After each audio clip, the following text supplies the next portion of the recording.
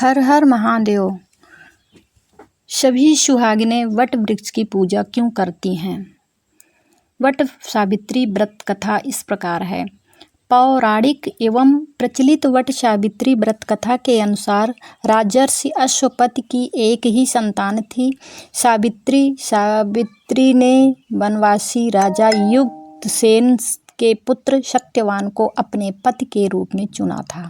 लेकिन जब नारद जी ने उन्हें बताया कि सत्यवान अल्पायु है, तो सावित्री ने अपना निर्णय नहीं बदला।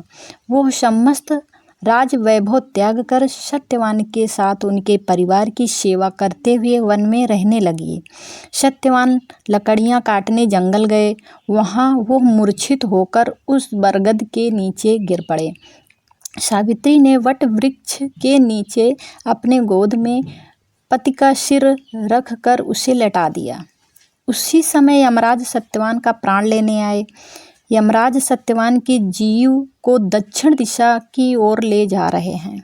सावित्री भी यमराज के पीछे पीछे चल देती है।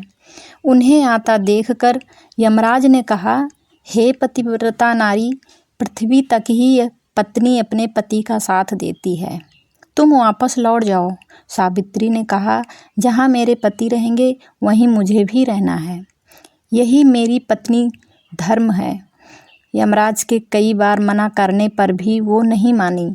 अंत में सावित्री के साहस और त्याग से यमराज ने प्रसन्न होकर उनसे 3 वरदान मांगने को कहा।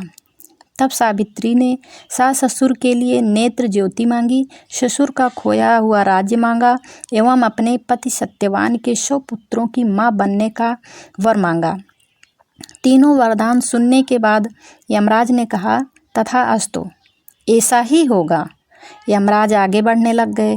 सावित्री ने कहा कि हे प्रभु, मैं एक पतिव्रता पत्नी हूँ और आपने मुझे पुत्रवती का आशीर्वाद दिया है। यह सुनकर यमराज को सत्यवान के प्राण छोड़ने पड़े।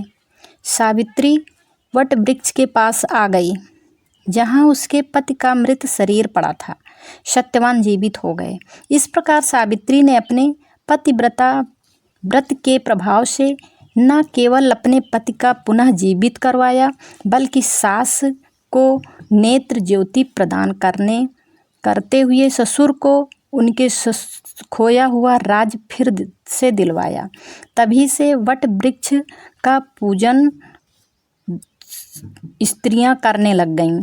सभी सुहागिनें इस व्रत और पूजन को करके अपने पति और पुत्र की आयु की कामना करती हैं। और इस कहानी में जो गलती हुई हो, क्षमा कर माफ़ी।